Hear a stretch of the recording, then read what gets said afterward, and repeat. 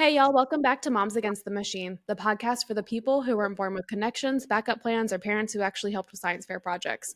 I'm Chelsey, a stay at home mom and pissed off political fact checker. And I'm Jen, a Gen X mom, former grad student who somehow survived academia with a toddler, and a walking reminder that women don't need to have it all to carry this country on our backs. This week, we're not yelling about a bill. Well, okay, we probably still will. But today is different. Today, we get to honor someone, my aunt, a woman who worked at the NIH for over 40 years, who started as an administrative assistant and accounts payable, the kind of job women were expected to stay in, and worked her ass off to become a grant funding specialist, helping direct billions of dollars towards research that saves lives. We're talking to someone who didn't need a spotlight to change the world. She stayed when others left. She fought for funding when politicians didn't care. And she did it all while Trump was trying to burn the whole damn institution to the ground. So today we're asking, what does it mean to stay in a system that wasn't built for you? What does it look like to keep funding science when truth itself is under attack? And what happens when the people behind the scenes, the people who actually make this country work, get treated like they're disposable? This isn't just an interview, it's a window into what they don't teach you in school about sexism in federal work, about the real costs of political interference, about the unsung women who've held it all together while the headlines ignored them. So let's get into it. Let's start at the beginning. You entered NIH as administrative support and accounts payable. Walk us through how that even happened and how you worked your way up to grant funding specialist. Okay, so at 18 years old, I was managing a donut shop, and my parents were completely opposed to that because of the hours I was working. So I had a really bad day one day and came home and said, okay, I'll fill the application out. So my stepfather pushed it into all the different directions, and I was brought in and hired in this particular position as an accounts payable person, where it was pretty much a production position. And I worked there, and it was an office. It was just a group office where everyone sat facing each other. You fought for, get this, CRTs, which the technology is way before your time. We only had enough for half the staff, so someone could, if you weren't on one in the morning, you were sending out letters with missing documents for invoices, etc. And then you would have a CRT in the afternoon. That's how we got things done. It was, completely a production job. And I didn't like working over there. It was, your office you're all facing each other, and smoking was still allowed in buildings back then. Mm-mm. So, exactly, No, thank you. exactly. Yes, I know, right? I'm really dating myself. So I got a job then as an administrative person working for the National Cancer Institute at NIH, and I worked there for 3 years. But because I did not have a degree at the time, they were training my coworker who was doing the same job as me, a white male who had the same educational background as me, did not have the management experience as me, for a professional position, while I was pretty much holding down my job, his job, and 2 or 3 other people's jobs. The same thing when I was hired into accounts payable. I was hired in as a GS3, while a person who installed hot tubs, a man who was a little bit older than me, was hired in at a grade 4. And because I was ballsy at 18 years old, I went to the branch chief and asked why he was hired at a higher grade than me. And I was told because he was a man with a family to support. So not only was that age discrimination, but you get the gist of the gender discrimination as well. Yeah. So I left the Cancer Institute because there was no future for me to move up there, and I went to the National Heart, Lung, and Blood Institute, where I stayed for 11 years. I worked as an assistant for 9 years in the review branch, worked on my associate's degree and got that while I was working there. And then I got a detail into their grants management office. So I went from the Cancer Institute's grants management office to review, and then to the Heart Institute. And from there, I moved on to the National Institute of Allergy and Infectious Diseases as a grant specialist in a professional series, where I was for 7 years. I was there during 9/11, during biodefense funding, during MRSA funding, West Nile virus funding, did I say MRSA? There were a lot of different big initiatives that came through during that time. That was the administration under which the Bush administration said, we're going to double the amount of funding for biodefense. We're going to build new biodefense labs, and we're going to double the staff. They doubled the funding. They put the initiatives on the street, and then they put a hiring freeze on. So, yeah, fun. So, and then from there I moved to they've changed the name of it. At the time it was the National Center for Complementary and Alternative Medicine.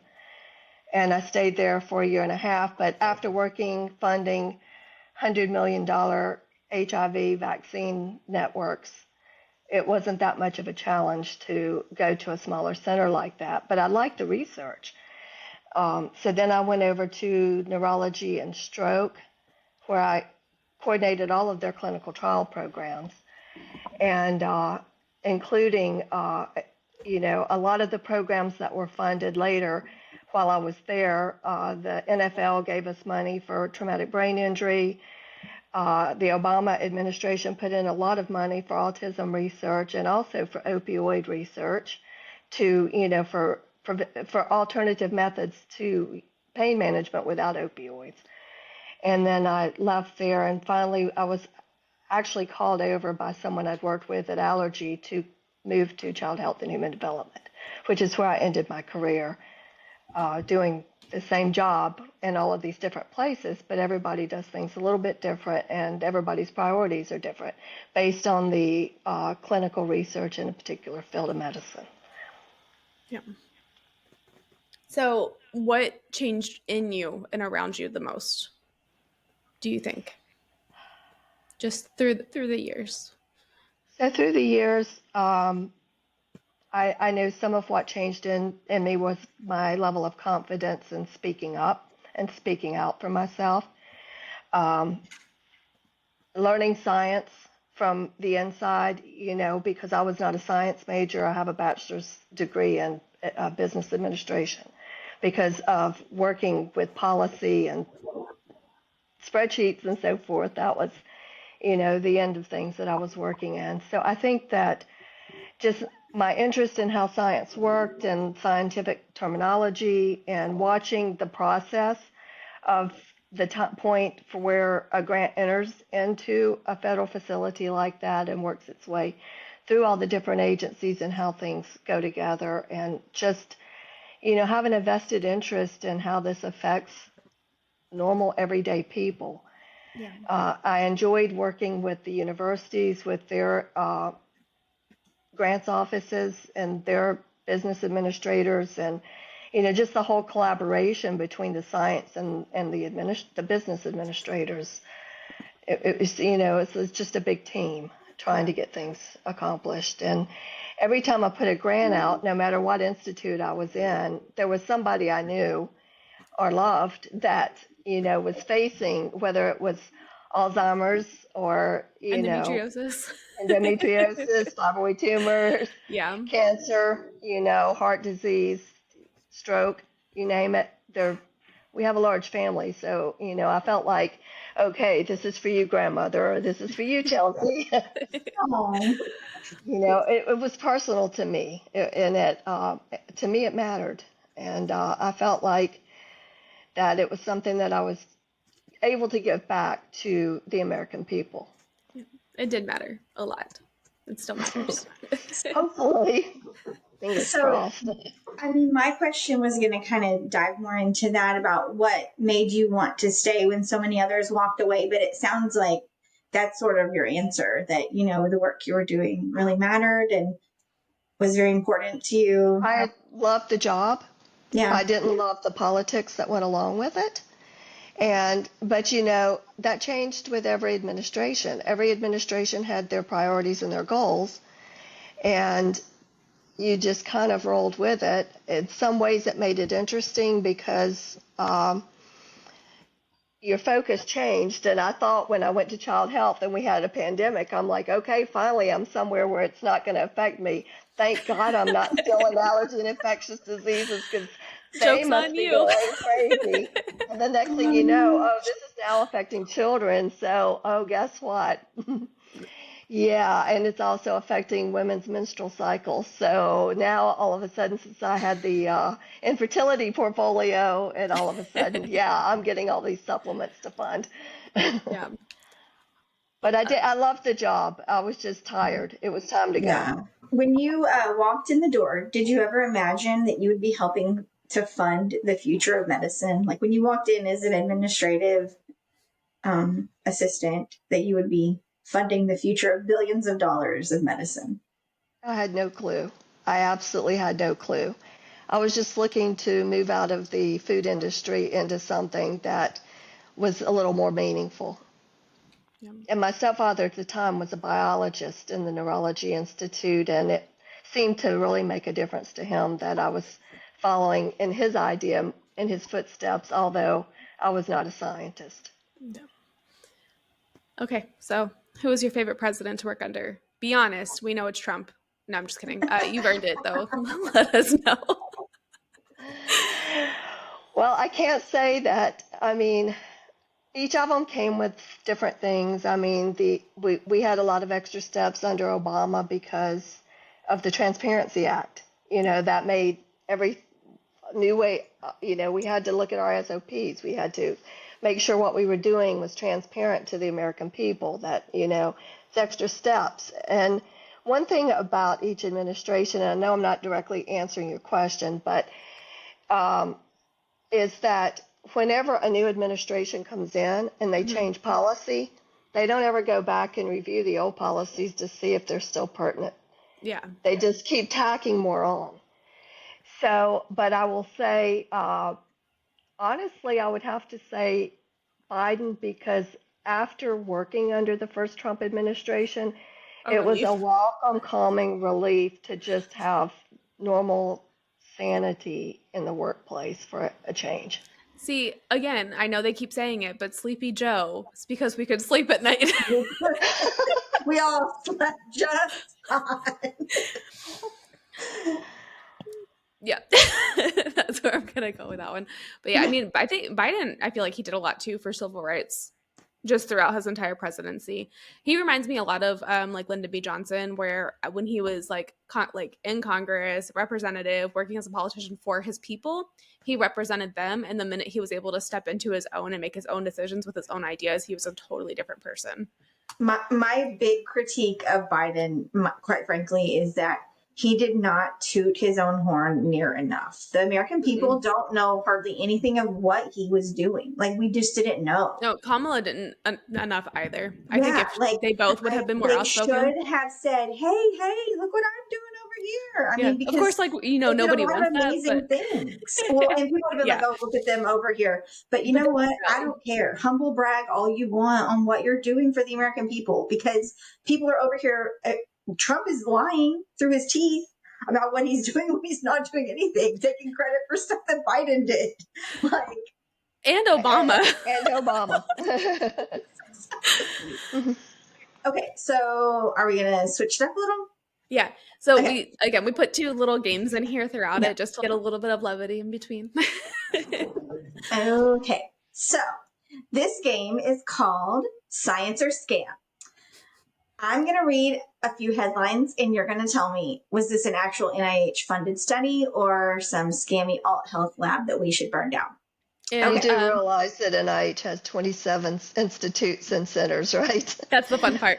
And tens of thousands of They're employees. outrageous.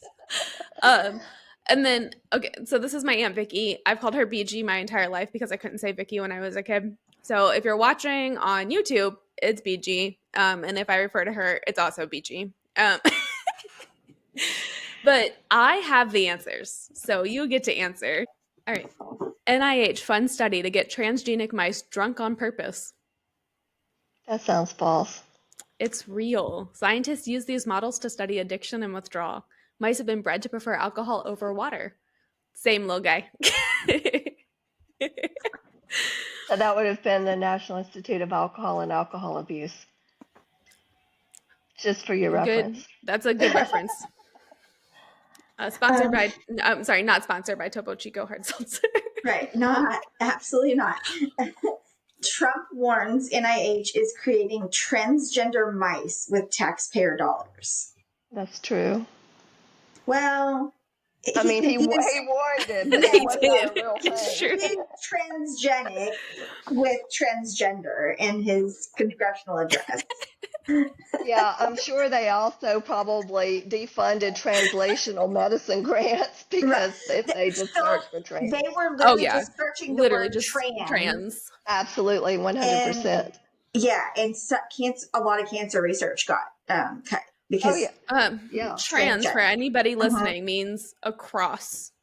So it's across multiple Mhm. like formats, like transatlantic, it's across the Atlantic Ocean, trans-Pacific, across. So I Yeah, just, I think it's so funny. yeah. The Atlantic Ocean didn't just decide to change their identity. Pretty soon they're going to ban transatlantic and trans-Pacific Yeah, transportation because it starts with Trans-Siberian the word no more, no more Trans-Siberian Orchestra. We're going to be funding sex changes for sailors. Yeah. Okay, so scientists create glow-in-the-dark mice to track disease spread. That's true. Yep.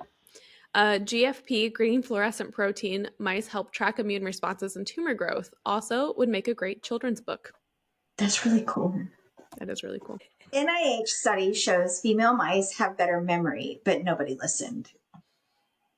It's probably true, whether or Yeah. not they fund it.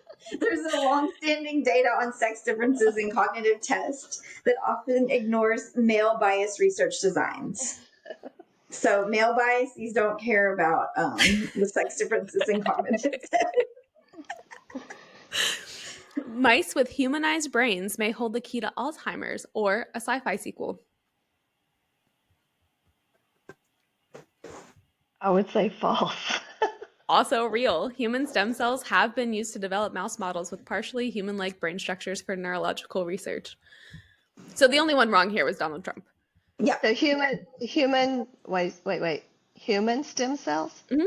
It's interesting because when they first started using stem cells in research, all the human stem cell samples they had were actually made over mice. Yeah. I wonder if they were trying to link them between the two to see if they were kind of like compatible, like I don't know. It may be one of compatible. those things in the way, cells procreate Yeah. as well too. So I have Well, no what's idea. the thing with like the sheep with like the Polly and Dolly or Molly or whatever? The cloning. Yeah. Dolly. Why did they choose a sheep to try to clone? Like, what was the reasoning? I can't answer that. Do you even But I can. remember? Was that an NIH study? I, I don't think that was NIH. I I don't think know that what was it in was, Europe. but I feel like it had something to do with them thinking that there was some way they could like help humans. Was it not? Well, yes, because I can tell you when I worked in the Heart, Lung, and Blood Institute, they used, especially because when they were doing heart transplants and artificial heart studies, they used larger animals. So obviously you're not going to do that on a mouse. So a lot of times they were using larger dogs or Oh, that makes sheep, sense. and it seems to me like there was other livestock involved, but I honestly blanked that out of my memory because I did not want to read it. Okay, I do have a question about cloning, if anybody can answer that for me. So, as we know, there's a pretty big conspiracy theory that Joe Biden was cloned towards the end of his presidency. Have you ever seen an instance where we clone something and they just are immediately the same age? Because from what I've seen with the cloning, it's just cloning genetic material and they still have to grow from babies, right? So when they did Dolly, I don't remember exactly how that worked. And it's been so long ago. Because I mean, like, they're not just going to clone an entire other creature because it's a transfer of genetic material into an egg to see if they could Wait, I thought it was clone. a robot. Was it a clone or a robot? I thought he was a robot. No, they think that it's There's both. probably more than It's one. both for Joe Biden. But they do think that he was cloned. But I'm sitting here and I'm like, how the hell are they going to clone him and him grow into the exact same age that he is Like, now. Did they start cloning him it's when he like was a Mary baby? Shelley Frankenstein up in someone's basement. Did they put a bunch of body parts together? Yep. But then Well, also they were saying that if you clone him, his ear's different. But if you cloned him, I've why heard is his the ear ear theory different? so many times. I can't. I'm like, so I ears can tell. continue to grow your whole life. They do not stop growing. So your ears will look different over time. So if they're cloning anything, it's AI doing it. And Mm-hmm. I would say that if, we know about Dolly, I don't think science in cloning is to that level yet. No. I mean, because with stem cells right now, we're just trying to use them to recreate certain, joints in your Yeah, to knees repair or what that. have you to do repair work, and that's not even, that science was just approved under Bush, I believe, and the second Bush. And I don't think that it's there yet. I just don't think that Yeah. science is there yet. Well, I mean, Yeah. cadaver, like my husband's had multiple surgeries, and every time a cadaver is preferable when he's doing a transplant on anything to any, like, because he did one where it was a cartilage surgery, and he was supposed to do something, was supposed to regenerate it on its own. Like, I can't remember what they did. They did some nerves. I can't remember. Like, I think they like did some sort of like nerve ending stuff to it. We're supposed to, and they put some stuff there and it was supposed to grow on its own. Well, it didn't. And so then he had to wait for cadaver cartilage to go and had to have a transplant. And they had to transplant it and then it was better. So, and then he had another cadaver transplant for something else on his ankle or shoulder. I don't remember. But anyway, yeah, I don't think that I agree. The technology's not anywhere We're near. not there yet, Yeah. and I don't know if we will be there in our lifetime. And No, I mean and I'm a Democrats lot are older than you currently guys. I mean the Democrats are currently controlling the weather, so I wouldn't put it past them to figure out how to clone somebody and not tell anybody that they found the science for it. But anyways, I'm kidding. Pay So no sorry. Anybody attention to listening the to this, man like behind I'm not being serious. Uh, so this game, super funny, but the reality underneath it is not. People don't understand how science gets funded or how much power folks like you have behind the scenes. So let's talk about that. What did you actually do? Okay, so the initiatives for funding are funded by Congress if they ever get their shit together and make a budget, okay? For instance, Barack Obama, when he was in office, he addressed two things that nobody seems to remember. One was under the CARES Act, the NIH CARES Act. He put in a lot of money to the tune of $1.5 billion for autism research. And so, he would suggest that someone in Congress would write up the bill for it. That money is a set aside. It is can't be used for anything but that. Congress then approves a budget. President signs it. OMB writes the laws for it, Office of Management and Budget. Then it's fed out to the different agencies, and then each agency looks at what was given. So Department of Health and Human Services, for instance, then they're going to feed it out to CDC and FDA and NIH and all of these agencies. And then once it gets to NIH, then NIH is going to divvy it up between the different institutes and centers there. And once it goes to those institutes and each institute finds out how much money they're going to get, then their program. So there's three parts to funding a grant once it gets to the NIH. You've got program staff. Those are the scientists who write the initiatives that hit the street that grants and contracts are sent in on, okay? Then they come in, this program officer will look at it and say, this is not in compliance with this program announcement. So they'll send a nice letter telling them thanks, but this isn't what we're asking for. The ones that are, they're sent over to the review branch. You have another group of scientists over there who have expertise in those areas. Then they will call in researchers from all over the country who are experts in that field, with one caveat. Those researchers cannot be involved in the grant. So if the grant came in, say, from Johns Hopkins, and they've got subcontracts to Harvard, to UCLA, nobody from Johns Hopkins, UCLA, Harvard can review that grant, even if they're not participating in the grant, because it goes beyond it being a conflict of interest. They don't even want the appearance of a conflict of interest. So they will put together a review committee that can be as small as 6 people, 5 or 6 people, to 40, 50 people, depending on the load of grants they have for those initiatives. Then once they're all reviewed, they're scored. The ones that are scored the higher, they may have only funding. They may have 30 grants come in for an initiative, but they may only have funding for 5 or 6. So they'll take the ones that were scored the highest, and then they will decide that they will be funded. They will send those grant numbers to the budget office for that institute. The budget office will make the funds available. They will assign an accounting number, common accounting number to it. And then they will send it to grants management, which is where I was. It's like the bottom of the line. And by then, let me just tell you, the researchers are a little bit fussy because they're tired of waiting. And then it was our job to look at the budget, see what was in compliant with our policies. For instance, we didn't allow cost of living increases, things like that. They would put it in, we would take it out.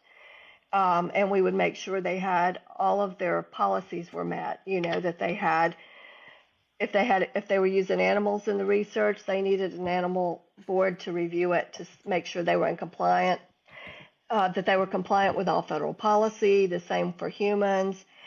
There were codes to determine if children or women or, minorities were involved. There had to be a wide spectrum of a research population in order to be able to conduct a fair assessment, depending on the type of research. And once that was put together, then, we would issue an award. Okay. And that process could take anywhere, usually about a month, once it got to me. That's a long time to wait for the it is. And the other side. And then That's once crazy. We put together the spreadsheet and we put all the terms and conditions on the award, then we would issue a notice of award, but then it would go to it would end up going to their business administrators. But before that, there was a lag time of about 5 business days to allow for new funding to go to Congress, to those districts, for their congressional representatives, so they could make a public announcement if they wanted to, that they had this funding coming to their communities. And then the funding would be released by the Treasury Department. And the Treasury Department would send the money to the NIH. And then we had a office that they had their account set up on, and they drew down. I didn't handle any actual money. I didn't write any checks, So there was just there's a lot of checks and balances there. And there are a lot of steps involved, and there are a lot of people involved. So even though I had to do an ethics review, I had to submit ethics paperwork every year. I had to divulge all of my earnings, any stocks, bonds, any of that sort of thing. There was really no way to cheat the system. You had to be a lot smarter than I was if you could do that. So it'd be impressive. Before we move on, Jen, I'm sorry. To go all the way back to the beginning of that, earmarked funds. I think it's important that we hit that point. Earmarked funds with Planned Parenthood, because I know that's something that we've discussed a lot, and you kind of touched on it with how Obama did it with the autism grants and funding. Once it's earmarked for a certain thing, it cannot be used for anything else, correct? That is correct. That is 100%. So if we earmark federal funds to help Planned Parenthood and get care for people that cannot have care, and say this cannot go towards abortions, how are federal tax dollars being used for abortions? There's been a law against federal dollars being used for abortion since the early 1970s. Okay, I just wanted to clarify that point, and if anybody's listening to that and they hear earmarked funds, then they And can. I got really good prenatal care through Planned Parenthood with McKenna when I was a single mom, and I also got really good preventative care when I was like 18, 19 years old through Planned Parenthood because I lived in a rural area. We didn't really have doctors that had availability. I didn't have good insurance. I was broke. So Planned Parenthood was the only option to have birth control available to me. Even to get pap smears, cancer Mammograms, screenings, pap mammograms. smears. They Yeah. did. They did my pap smear. They gave me my birth control. They gave me education on all of it. And they did it based on like a sliding scale. So it wasn't like everyone just pays whatever. You're not just funding everything. So people could pay based on an income level. If I went in today, I would pay much more than me at 19. Yeah. Right. Oh no, I wasn't to like take away from everything that you just said, but you did mention like the earmarked funds for the autism research, and That's correct. I I mean, the just only way needed they to. can, if for instance, there were funds earmarked, but there wasn't enough, research for it, then that money would go back to the Department of the Treasury. Yeah. That's what would happen. But with Planned Parenthood, for your example, any abortion that they fund that people aren't paying for themselves, that's Hmm. from donations, and it says that on their website. Yeah. Just as an FYI. I feel like that's a very important thing because Planned Parenthood, as well as the NIH, they're both very under attack right now. And I believe that they extended out Planned Parenthood funding for another year, but after that, I don't know where we're going to be with people that need that care. Same with the NIH. I have no idea what the future of the NIH is right now. Nobody does. It's really scary. Is there a study that you helped fund that you thought this is going to save lives? I would hope that for all of them, but the one that I had the most hope for was the HIV vaccine trial network because that was funded in every continent of the world, and there was a lot of money involved in that, and I worked on that network for 6 out of 7 of the years that I was working for allergy and infectious diseases, and I worked almost 24 hours a day when I was working on that project and so forth. That's crazy. So. I mean, the advances that they've made in medication, treatment, vaccines, all of that for HIV is insane, and I'm so excited about it. Amazing. Yeah. It really is. Thank you, Dr. Fauci. Yes, thank you, Dr. Fauci. Oh. So, what is one thing that people misunderstand about NIH's role in science funding? I don't think people have any real clue about what goes on. I mean, I think, for instance, just using Dr. Fauci as an example, they seem to think that he's writing checks for this research. And what they don't seem to understand is, the National Institute of Allergy and Infectious Diseases is huge. It's the second largest institute at the NIH, just behind the National Cancer Institute. It's virtually impossible for him to read every single grant that comes in there, and it's really not his job to do that. I think that, people think he's just sitting there with a government checkbook, just writing checks for whatever random research is going on and lying about it. When in fact, the scientists who work under him aren't even, they're responsible for, recommending which grants get approved, but, sometimes they will fund grants, like I said, they have to say the top 5 scores. They may take the 5th score or the 4th score and say, well, this one over here, number 6, didn't score as well. However, this is politically, this one really should be bumped up here. And even that has to go to yet another meeting of independent reviewers to approve for them to bump that up in the process. So I think that that's a big misconception right there, is just that you've got one person in there just controlling all of this instead of the number of people that it takes to actually bring a grant from cradle to grave. Now we're going to talk more about the sexism aspect of your time at the NIH. So you started in a role that was designed to keep women in that position, and you didn't stay there. You moved up. What were some of those barriers that you faced? You touched briefly on the hot tub The hot tub salesman. guy. But what were some other barriers that you encountered in your various departments as you climbed your way up? I mean, the NIH, they want people to be educated. And I went in a year out of high school, so I did not have a college degree, and I'm dealing with MDs and PhDs all day, every day. So, they kind of saw us as less than. They saw us basically as secretaries and what have you. Well, I got my associate's degree when I worked for Heartland and Blood, but they were not interested in paying for any of it.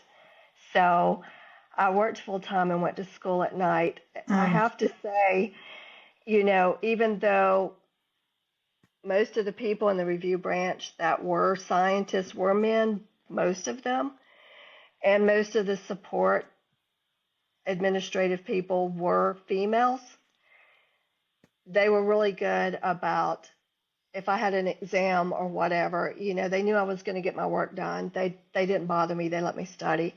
When I went to allergy and infectious diseases, Dr. Fauci and all of them were big on education. They paid for my bachelor's degree. That was my biggest obstacle to working there because they really put a high price on education.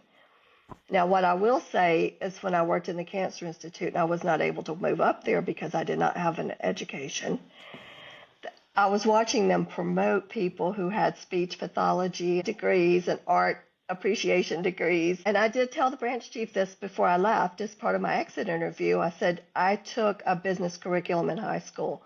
I have taken accounting. I've taken, business management. I have a better curriculum than the people that you are promoting here with education degrees and art degrees and so forth. And I will give him credit. Even though I still left, he did make everybody who did not have a business degree go back and take intro to business and some accounting classes and some business law classes.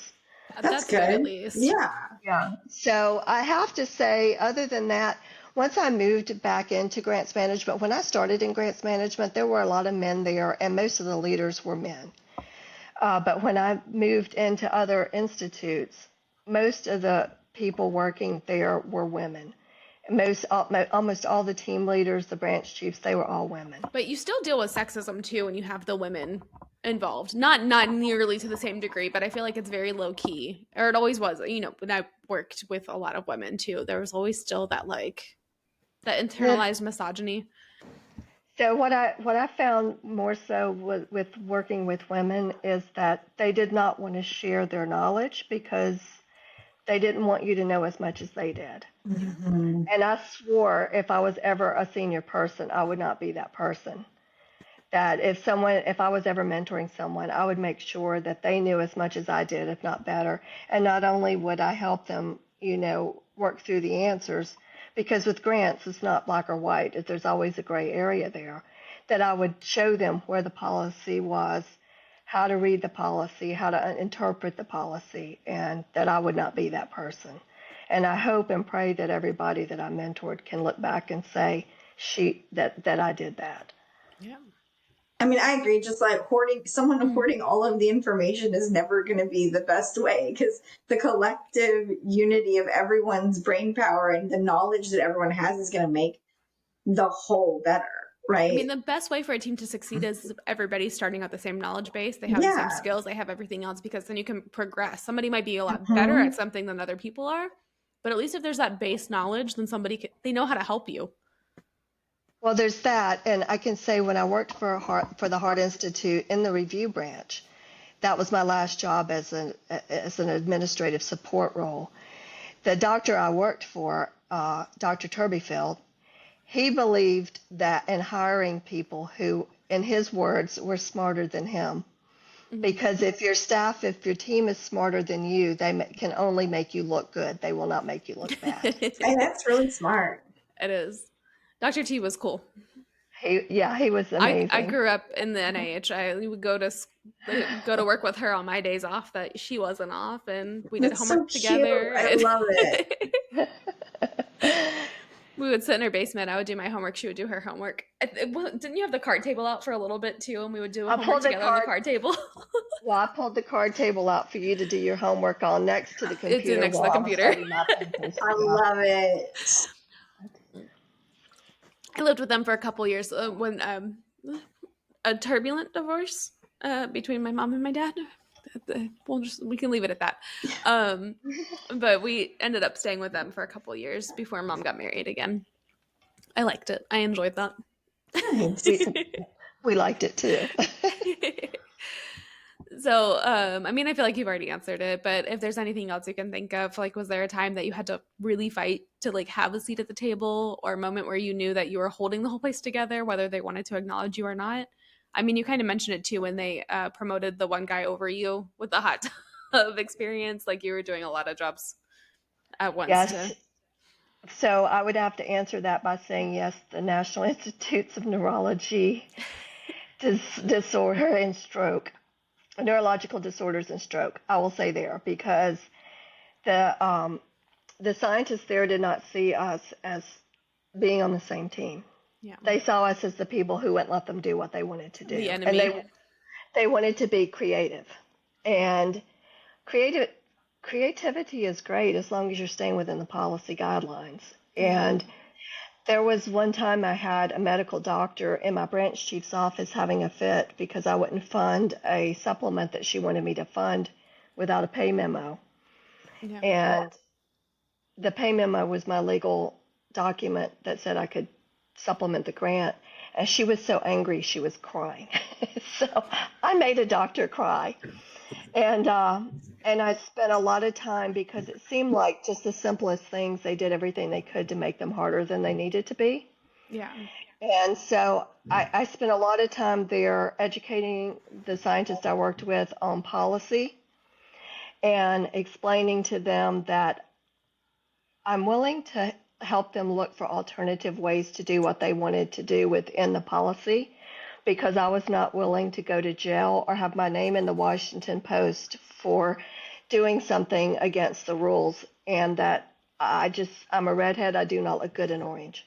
And that's what the exact words I told them. And I reminded them that even though I am, the policy end of this and the budget end of this, we are on the same team and we both have a vested interest in seeing the science be successful. Because the number one thing they taught us working for NIH is that we were responsible for taxpayer dollars and that we had to be good stewards of taxpayer dollars. And I was not going to break the rules because to me, I had that ingrained in my soul from the time I took my oath of office. Because guess what? We took the same oath of office that the president does. Is it to uphold the Constitution? Yes, it is. As a matter of fact, it was in my personnel records where I had to stand there with my hand up and say it and sign it as well. I'm glad that they do that for everybody, but that's crazy that they do that for everybody, and this is still what's happening. I know. Especially at a grade 3 level. Yeah. So you're going to tell me there's not rampant waste, fraud, and abuse in the NIH? I mean, this is crazy news to me. I'm like, it's insane. I'm not saying that there isn't waste, fraud, and abuse in some agencies. Of course. But I can't say that I ever experienced any of that at the NIH. I was going to say, when I told Chelsey about my grad school experience, and mine was just, at Texas Tech, I know when we were writing our research proposal, even just me wanting to do research that was on subjects, it was just survey data. I had to jump through so very many hoops to explain every single minuscule step. And that is just to do research. I wasn't even trying to get any money. And I know when there's money involved, there's so many more steps involved and so many more layers of accountability involved. So I'm like, there's no way people could cheat the system, like you said, with all the checks and balances. Like, I know. Exactly. And I think I would be remiss if I don't mention that it may be worth, President Trump has never had an original thought. And when he came into office claiming he was going to fix autism and in the first term he was going to fix the opioid crisis, I would say it would be a good thing for any of your listeners to do a Google search of the Autism Cares Act from 2014 that President Obama signed. There were over 50 grants just at the NIH that was funded for autism research in 2009, totaling $65 million just in that 1 year. And I would also suggest that they do a Google search of the NIH HEAL, HEAL initiative, in which President Obama funded $1.1 billion in mandatory funding for alternatives to opioid research and pain management, and looking at ways to help people who have opioid addictions get off of the opioids. And this is not new. This program was set in place by President Obama. So again, we're just taking credit for Obama's work. Always. I kept thinking about these programs before, we got to talk tonight. And I was like, I remember funding these. And I also remember during his first term when he put all of this additional opioid money out there, and we frantically worked these grants up. At the end of the fiscal year, I think I had to work up like 15 grants in about 2 days, which is insane. Oh my gosh. To fund, and then he pulled the funding back. He doesn't tell people about that part. That opioid money was pulled back. That's crazy. So, but no, he's claiming that in the big beautiful bill, they're gutting again more resources for opioid addiction research and interventions and everything. Yep. For everything. Cancer research, heart research, yes. Yeah, it's still the way that they paraded that little boy after ruthlessly gutting and cutting all of the children's brain cancer research is still... It's shameful. Yeah, and just the fact that they're like, you wouldn't stand for them. Like, dude, you just cut everything. We weren't standing for your using a child as a prop, as a political prop. Yep. For something that you destroyed. That's correct. Yep. Yeah. Oh, well, since we're on the subject of Trump. So let's talk about 2017. Trump walks in and suddenly truth is partisan. What was the mood inside NIH when that shift hit? Oh, shit. I mean, I don't know how else to describe it. I mean, y'all have to stay relatively non-political at work because that is your job to be nonpartisan and everything. Yeah, we could not discuss politics in the office. We could not wear political shirts. We could not. But how do you remain nonpartisan when that's happening? You could not discuss it. We could not even campaign for representatives in our own area. It was against our ethics rules. We're nonpartisan. We can't even campaign for anything. And you have hell breaking loose inside of the NIH because this man is in charge of way more than he should ever be in charge of because he has run 6 businesses into the ground. It doesn't like the word woman. And 3 marriages. Black. Yeah. He's offended by the color black. Or Chinese. Yeah. The China virus. The China virus. It's not funny. I'm not laughing at the racism. I'm laughing at the fact that he's an idiot. I promise. So horrible. But yeah, how this is real life. How do you remain nonpartisan inside of the office when you literally have these policies being thrown at you and you're like, what the that's you pretty much wait for a mandate to come down from our policy office. Mm-hmm.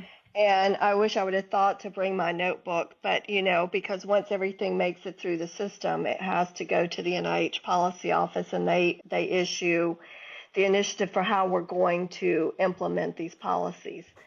So you wait for those to come down. In the meantime, you have frantic investigators, business offices calling you, emailing you. The emails were just insane, the amount of emails that we had starting with his administration going forward.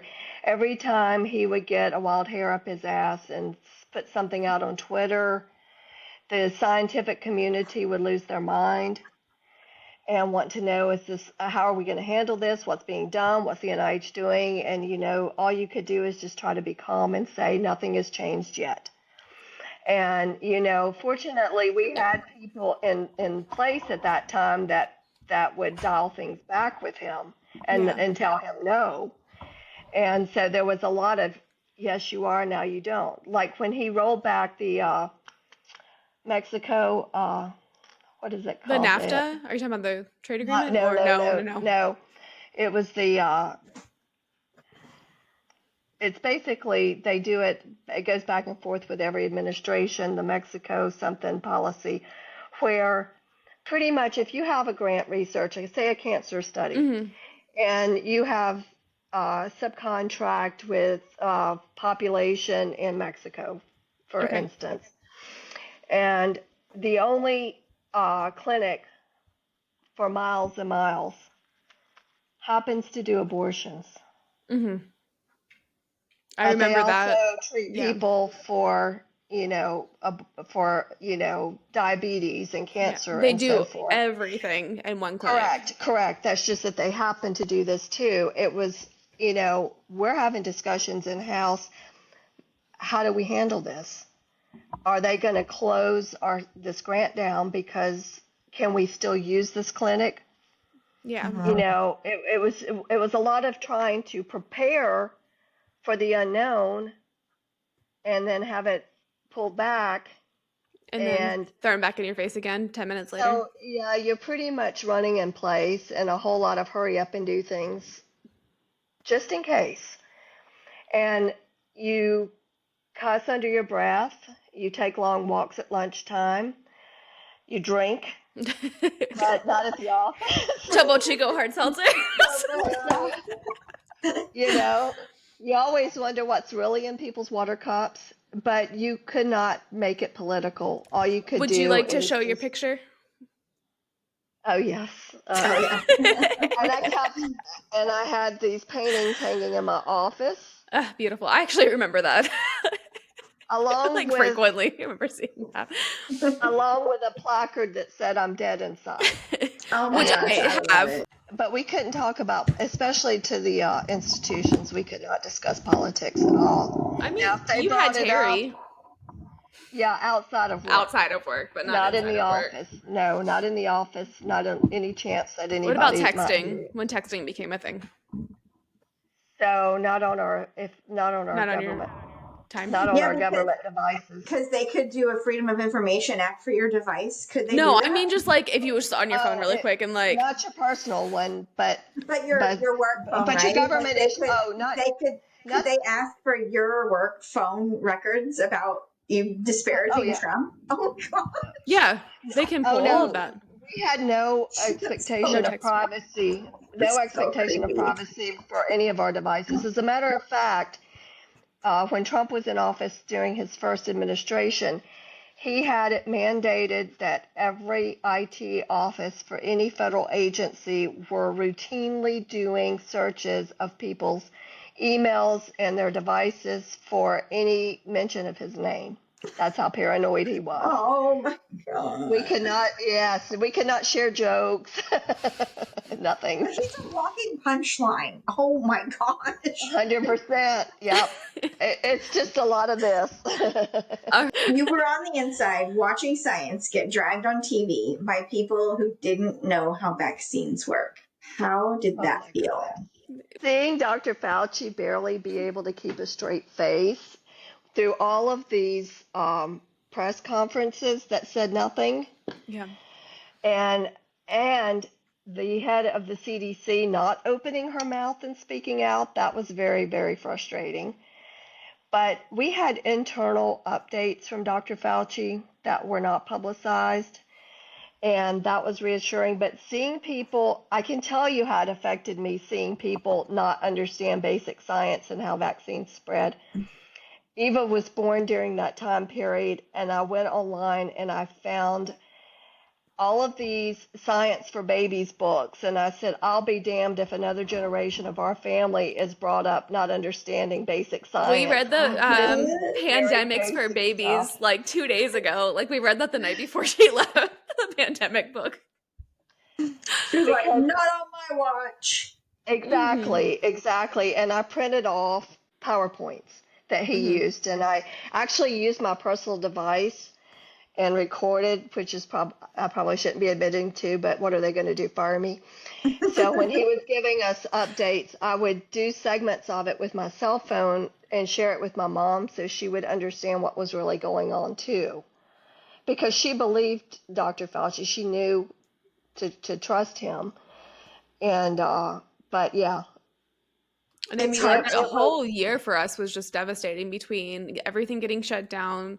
Then I went yeah. into just instances where like they kept thinking that I had preeclampsia. I was dealing with all of that with Eva, and then my uncle went to the hospital by himself during COVID, super sick. Found out he had cancer, and they didn't tell me right away, but eventually, I mean, that wasn't. Did he find out at that point, or was it later on that it he was found out? 2 or 3 hot trips to the hospital before they Yeah. determined what was going on with And him. so, but we all did that to where none of us could be together. None of us could be in the hospitals with each I other. We couldn't, really like, it hated was that so about hard. COVID We could because not we were hug all each other. so isolated. My grandmother in the nursing home, we couldn't see her Hmm. for 18 months in person. So yeah, I agree. Like it was rough. It's hard to go through that already, but then you have people on the other side that are sitting there disparaging everything that's coming through that's like scientifically proven. Like we've had vaccines. What we Saying had, it's a like little like a cold like virus when millions of people are dying. Like it's not a yeah, cold like virus. Correct.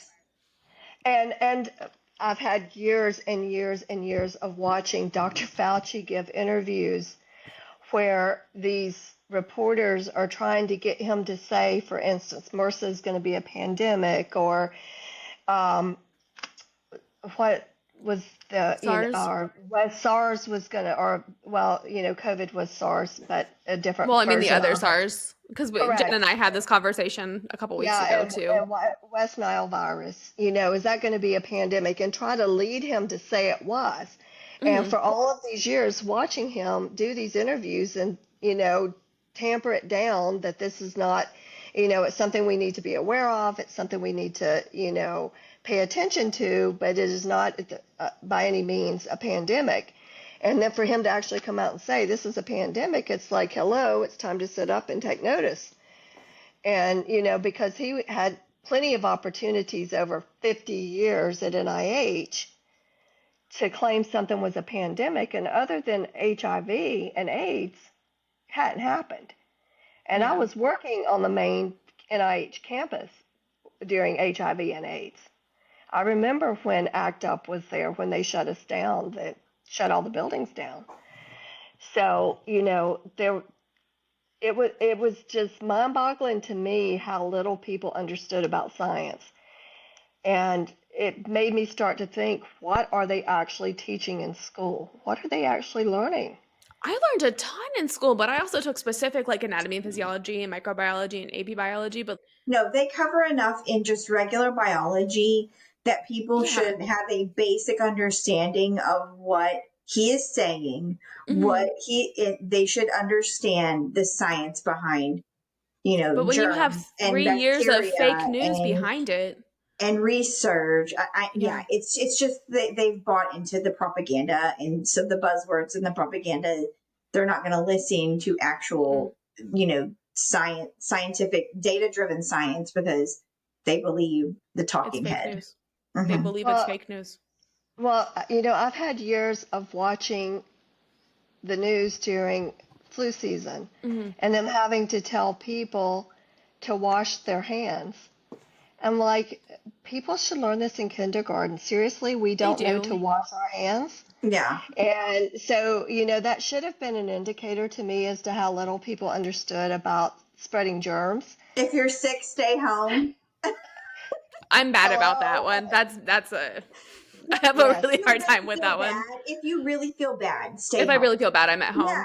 Yeah. But If there's a yeah. possibility you're contagious, stay home. If you can't stay home, at least have the decency to I wear a was like, I mask. know when I get sick, I will Mm-hmm. stay home for like 2 days. But like when I was working, it was the end all be all. If you couldn't work your shift, then you couldn't pay your rent, or Yeah.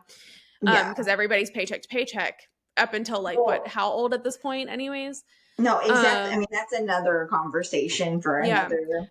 So once I got into a place where I was like working from home, then I was never. I think I called out sick like twice because I was home and I could work. It wasn't until I felt really sick if I couldn't stand up. When I had COVID, pregnant, like 7 months pregnant, I called out of work. But it took me like 3 days to do it. But and as far as like going to the store and stuff, and I'm so thankful that COVID did bring about the curbside and delivery the way that it did. Yeah.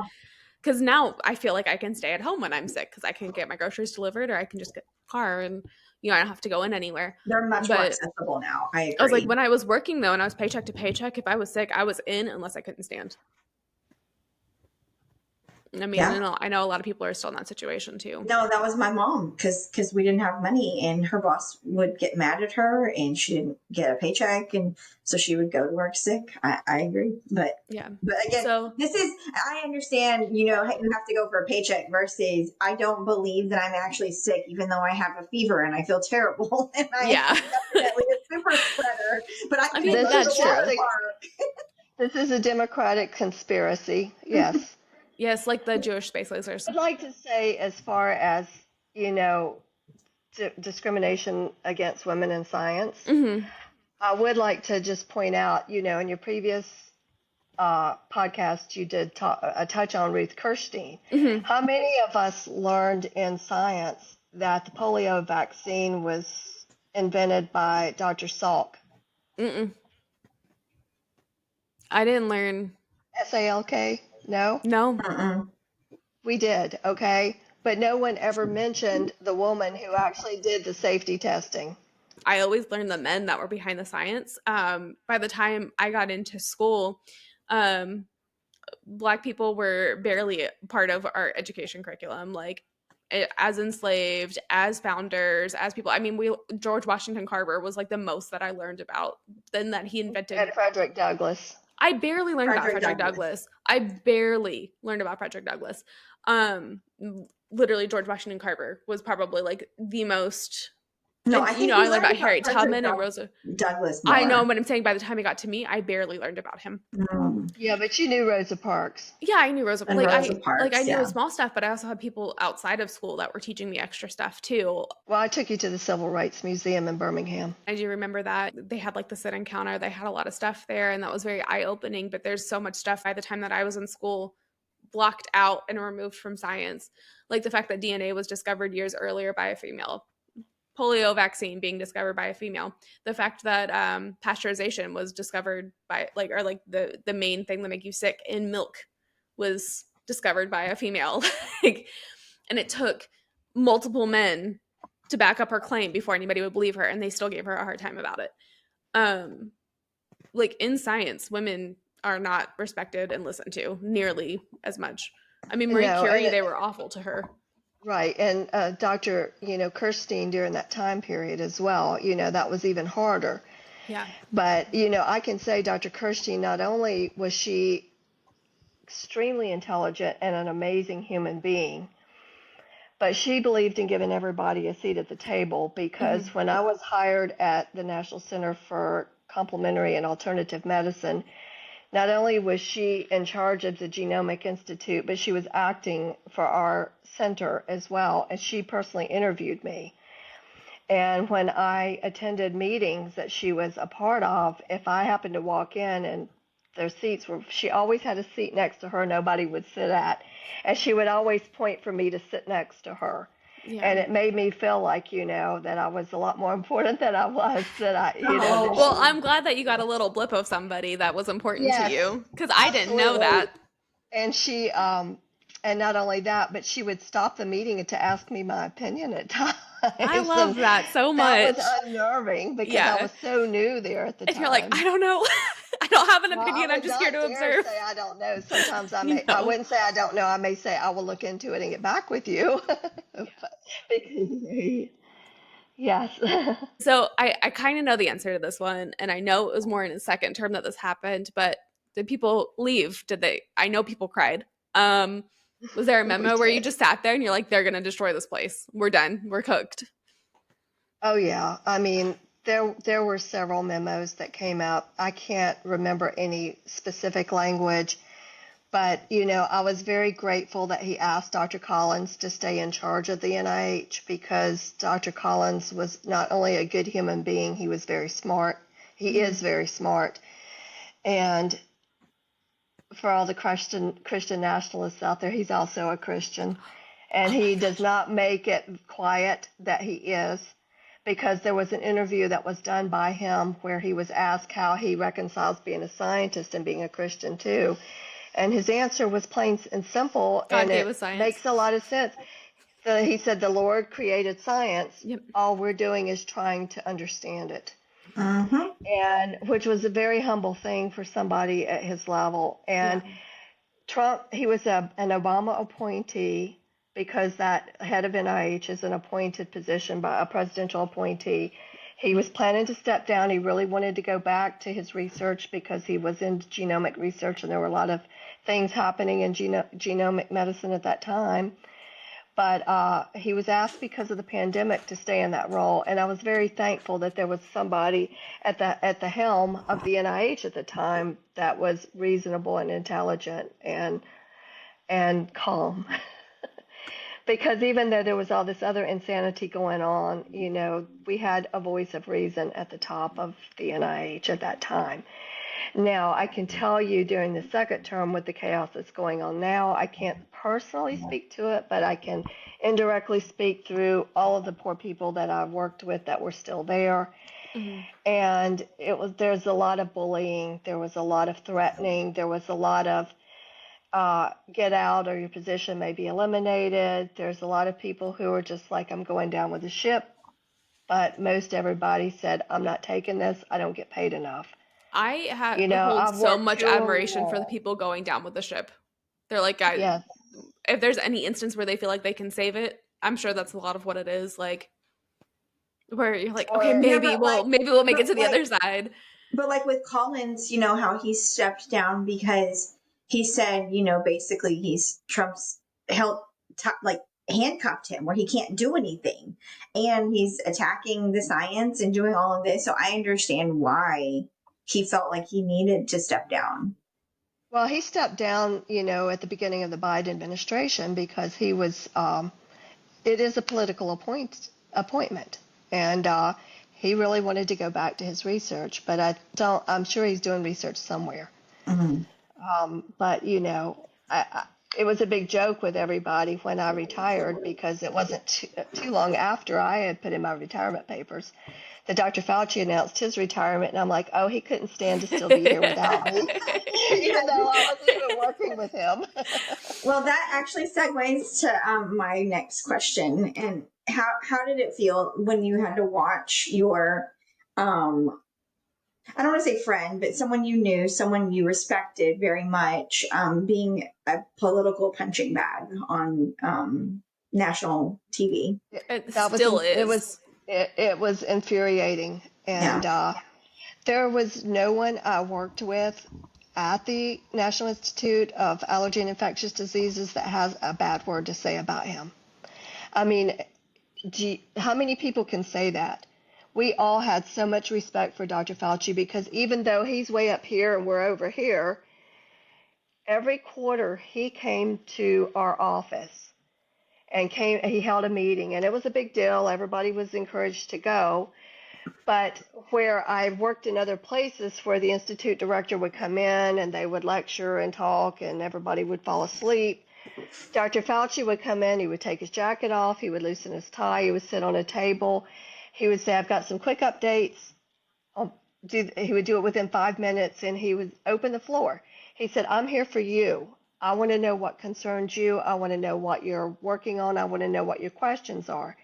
And sometimes his questions that he was being asked were just as asinine as being asked if we should inject bleach.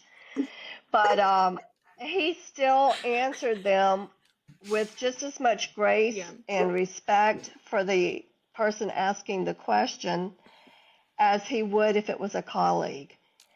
And, people would ask him, well, what are the next goals? Where are we going from here? And he said, for me, I'm going to go home and have a beer. I mean, he was just so down to earth and he was so approachable to everybody at every level. It did not matter what your job, the guys in the file room were asking him questions. He didn't ask them what they did there. He treated them with the utmost respect. And I think because of the way he treated us was why we all had so much respect for him. I mean, And we it was a hard knew department to be in. It was it a was very very hard hard. institute to be in. It was very hard because you would go in the morning, you would think, I'm going to work on my non-competing grants today. Well, the next thing you know, Dr. Fauci's on the news. He's down testifying before Congress. And all of a sudden, everything you thought you were going to work on is no longer a priority. And they're bringing in all of these grants from the last 8 cycles to see what is remotely connected to whatever I call it the disease of the week was. So that this funding had to go out the door and at a rapid pace so he could reassure the American people that the NIH was doing everything that they could to alleviate whatever the issue was. So to put in the hours he did, I mean, I worked a tremendous amount of free hours for the NIH over the years because, face it, we did not get overtime pay. But the work was still expected to go out. But even I did not work the hours Dr. Fauci worked. Wow. So, and I had one scientist send my branch chief an email when I worked for allergy and infectious diseases saying, I'm a small business owner. I've been working on this grant. Vicky Haynes is my specialist. However, no matter when I email her, she answers me, and I know it's 2 o'clock in the morning on the East Coast or 3 o'clock in the morning, and she's always answering my emails immediately, and I did not think anybody worked more hours than I did, but apparently she does. And I just want to say how much I appreciate her availability. Yeah. That was very, very, very informative. He sounds like an amazing person.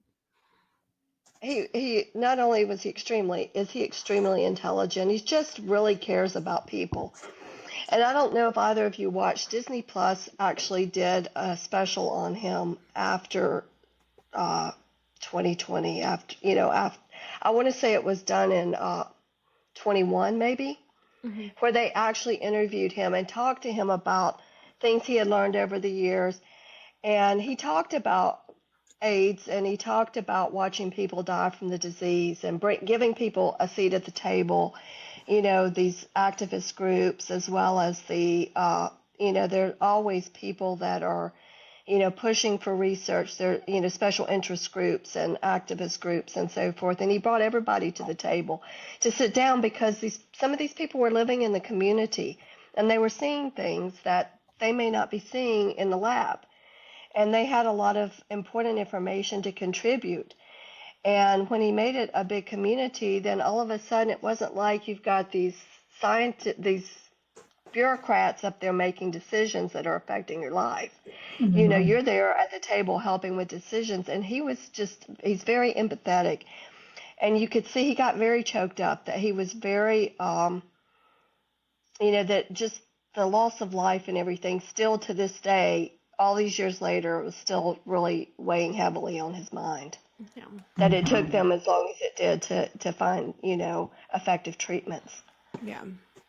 I mean, it took a while, but it was such a crazy disease to. It really was. They had no idea. My stepfather at the time was doing autopsies on those patients, and they were studying the pituitary gland, and they had no idea what they were working on, but it was affecting young people. They knew that. Yeah. They didn't know what it was called at that point in time. Well, I Because know. I remember I him coming remember home and about talking. the gloves that he got really weird about. Their hands. All he could do was look at their hands No, I'm because saying like because the gloves were porous. Didn't he? I feel like he had an issue with that one because they didn't know what it was and how it was transferred. He was like, you can see that the gloves were a little porous. no, he came No. home obsessed about the just staring at the hands because it was these people were like the same age I was at the time. Mm-hmm. And his son and daughter, and it was really affecting him by doing these autopsies on these people with this disease that nobody knew what it was or what to call it, or even that it was a virus at the time. And so he was just hyper focused on their hands because he couldn't look at their faces. He had to de-identify from it. He had to step back, and it really did a head job on him. Yeah, I was like, I just remember there were some things for him that were just really rough after that. Yeah. I think Twy is still my favorite story from him, where he like brought home. Yeah, he worked in neurology, and they were doing a study on separating, in this case, in this particular study, a cat from its mother at birth. You know, it was one of those learned behavior. Is it a learned behavior or a natural? Yeah, or innate, yes. Yeah. And so she only ever saw the one person who was feeding her. And so when the study ended, typically with animal research, they euthanize at the end of the study. And when it came time for him to euthanize this cat, he couldn't do it. So he smuggled the cat out of the lab in the middle of the night, and it became our pet. And it barked. Because the first animal it ever saw was Snowball, wasn't it? Or like it yipped. It didn't know how to act. It was very much its hunting instincts. It was very feral. It took our Thanksgiving turkey off the table before we got a bite. It was no getting it back. Oh my gosh, that is so funny. It was like mom would just tell me, she was like, because it would still make the meowing noise, but it was just like it was such a clipped version of the meow because all she'd ever heard was a dog bark. Yeah, she would stalk us and things like that. Her predator instinct was very strong. Yeah. I'm happy that he smuggled at least one animal out of the NIH labs, even if he wasn't supposed to. Me too. Okay. So before we go any further, and there's not much left after this, I promise, but we're going to go for good old-fashioned Trump era trigger word roast. So this is a lightning round, no thinking and no holding back, just rapid fire trauma responses to the dumbest, most dangerous phrases that came out of 2017 to 2021. You are more than welcome to join in at any time. Jen and I already have ours like a little generated because you know just to get into the flow of things. To get us going. Yeah. Okay. So the rules are simple. We're gonna shout out the first phrase that made you want to throw a chair, a laptop, or your last shred of hope out the wall. Then we're going to pick one to ask our host, badass aunt extraordinaire, how it felt inside the NIH when the shit hit the airwaves. All right. Are you ready? I'm ready. Alternative facts. 2 weeks. They have the answer in 2 weeks. Deep state. Bleach injection. Flatten the curve. Fake news. Kung flu. Is there a way to get the light in the veins?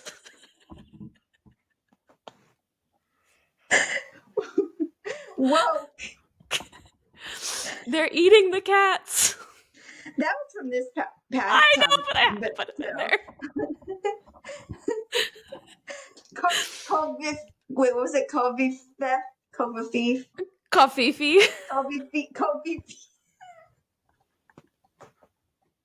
I still had to put transgender mice in here again too, because that one just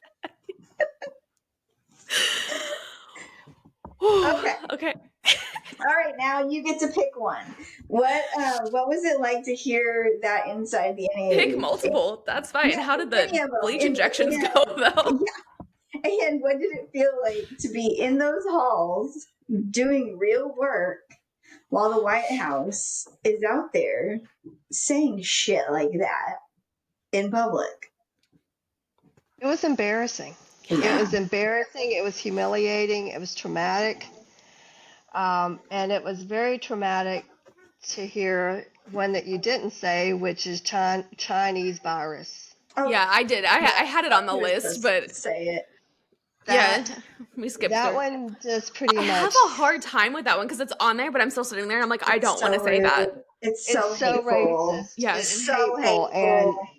and you're worried about your Asian coworkers. Mm-hmm. You're worried about, who are there trying to do their job, and, God forbid they sneeze.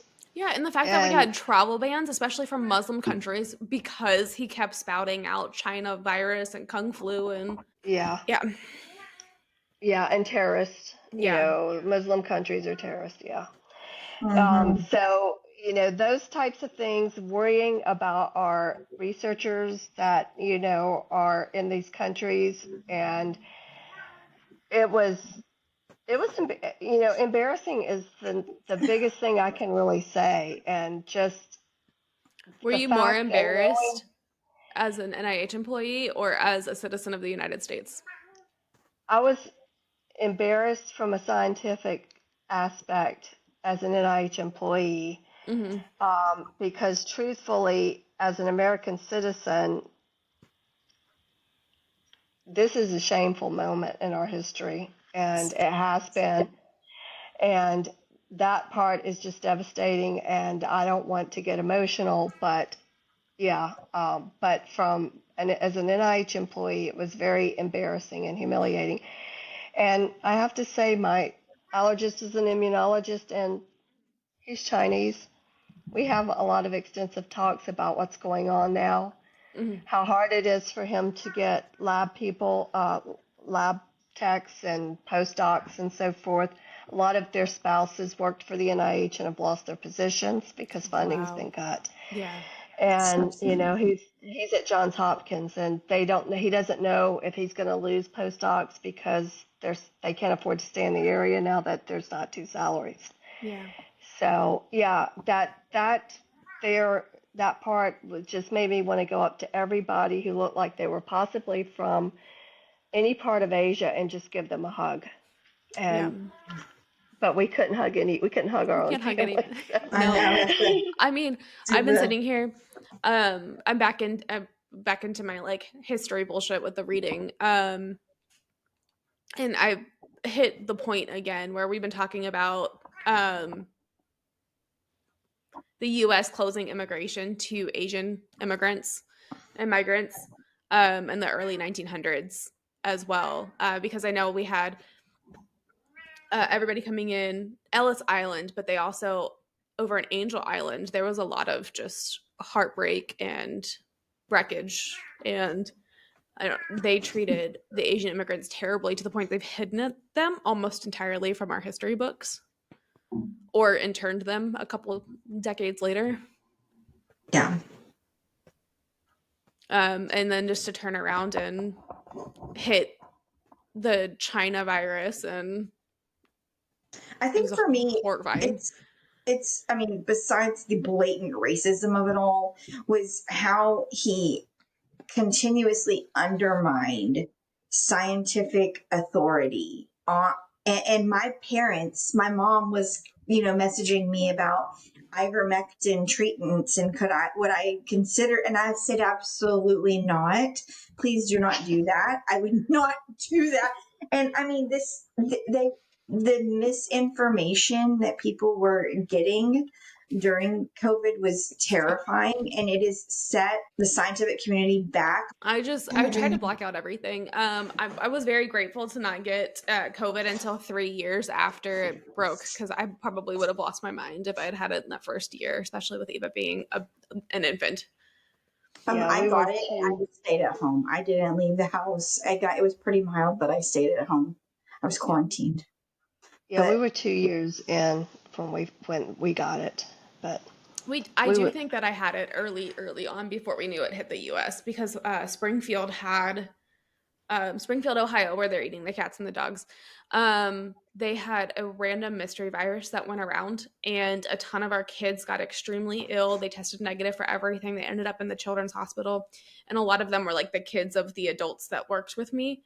And then they all started getting sick, and it just went around. And I had one of my delivery drivers who already had a lot of like upper respiratory issues where he was in for treatments and stuff. He ended up getting this virus that everybody else was getting, and he ended up in the hospital for weeks. They had no idea what it was, tested negative for everything. And then after COVID, like the news of COVID breaking, a lot of the people in our store got letters from the hospitals that they had been in that they were probably some of the first people to get COVID in Ohio. Wow. And I ended up I told you like I don't call out sick unless I can't stand, and I had made it to work, stood in the office. I was 10 minutes into my shift and almost fainted. And I called my boss and I was like, I can't stand. I'm going home. She was like, if you're calling me telling me you're Please sick, go you need to home. you didn't even need to come in. So, um it was like, so while I didn't get it until 3 years in, I think it's because it went around my store before news of it broke. That was a wild one, especially because I mean everything was coming in, what, Cleveland and Columbus at the time too. Like Cleveland and Columbus were two of the like places that got COVID early on, because I remember watching the map. I don't know. You remember what the interactive map that still gives me nightmares? Oh yeah, It tells you how many beds are available, how many like units Yeah. for like breathing treatments at are our county. available, what Yeah. hospitals, yeah, where How many where cases were the reported? Yeah, like all yeah of that. The where respirators. yeah, and then Ohio, the first cases were between Columbus and Cleveland, and they were very early on. So it was very possible that we would have had that go around our area. Houston had some of the first cases too, I think. Houston, Mm-hmm. yeah, and he like a lot of the international import places where people traveled frequently. Like you always Yeah. saw them near Because I airports. remember I was like, oh, we're fine because we're outside of Houston. Like, I mean, the suburbs. I was like, oh, we're fine. But then I forgot there's also all those hospitals and it's like an Well, international the hub. Cleveland has the Cleveland Clinic, so they Same were thing. pulling cases Exactly. there. Yeah, And then we had exactly. them between Columbus and Cincinnati. I forgot Cincinnati existed for a second, but Yeah. We actually had a team leader in a staff meeting call it the Chinese virus, the China virus, and he thought he was being funny, and the staff we all groaned, and we called him out on it, good. and he was reprimanded for it. He sent out an email of apology because Yeah. no one found Trying to bring levity to a situation with racism is not the way to do it. no, it is not, and he learned it was not. All right, so we have talked a lot about scientific breakthroughs, and none of that happens without the funding. So, what's going to happen with the money pipeline, like breaking? Like, where are we going to see it first? I mean, you already talked about it with your immunologist, like not being able to get stuff, but Well, I mean, we're already seeing it. We're already not, the CDC is not mhm, putting out, the fact that COVID is circulating now. yeah, or They're not, measles. yeah, right now they're saying it's pretty much limited to Texas. There's a lot of misinformation out there. I think as long as Kennedy is in there, it's going to be a lot more of, this junk science that Hmm. he's, pushing. And, it's almost like it's his own little warped science, test that he's doing just to I can see see that. what'll happen because I think he's mentally ill, and I think that, Oh, for sure. He's got a you, brainworm. you know, well, no, he doesn't. It starved to death. But, Are you sure he didn't but pick up another one from that? What was it, Rock Creek Lake oh, that he was yeah, in? Rock Creek. Yeah, Yeah, This poo that's water. just sewage. Yeah, Yeah. that's E. Swimming in coli. the poo water. that's been shut down for Yeah, like decades, has it not? it's not for swimming for real. But we're going to be behind. We're going to be Mhm. behind other countries. We're already behind other countries where a lot of things like physical therapy and Hmm. some techniques, medications, etc. Because, just in Canada, for instance, their regulations for funding clinical trials are so much stricter than the ones in the United States. And they believe in science in these other places. We're going to lose scientists, we're going to lose doctors, we're going to lose human being. The Yeah. human suffering is going to increase exponentially, and we're going to see generations of research lost, and getting farther behind. Well, I mean, they had just started getting stem cell research going, and we had a lot of really massive breakthroughs, and then Trump ended that during his first term. He ended it sort of. Well, he So tried really hard. so he said no. He said no more stem cell research, and then they came back and said, well, there's studies already being done. There's stuff that's been done successfully. So he came back and said, okay, no new cell lines can be created. Yeah. So the cell lines that were out there were the only ones they could use. So, that was the thing they did for transparency reasons, was that when a grant has stem cell research, then you have to actually list. There's a code for each cell line, and those codes had to be listed on the in the system as to which ones were being used. Yeah. And so, and there was the terms of award that went on there that they could only use those stem lines, and that was part of the terms and conditions. So, but I think there's just going to be a lot of misinformation. There's a lot of misinformation on the internet. People want to claim I'm not getting vaccinated because I did my research. Well, unless you're a scientist who is in the lab actually doing research, all you've done is gotten on the internet And looked for something to justify your position. exactly, found documents and studies for that. And that's all it is. It's not real research. You can call it whatever you want to justify not vaccinating your children, or, not following a particular protocol for whatever the disease is or the disorder. But the reality is that you're not doing anybody any justice. You're just, potentially harming yourself and your children. And other people that are around you that cannot actually get vaccinated. Cannot get vaccinated or may have an autoimmune problem that makes them more susceptible to adverse reactions.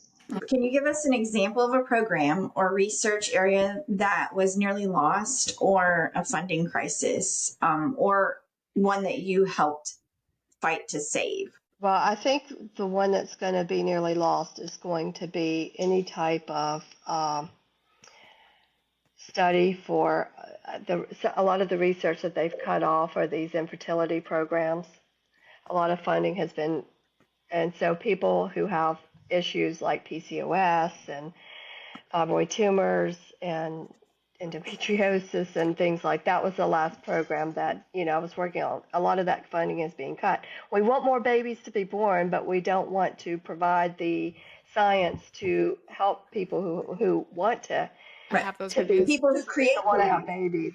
They're actually, they pulled the bills for the access to contraception and the access to IVF back on the table, I believe.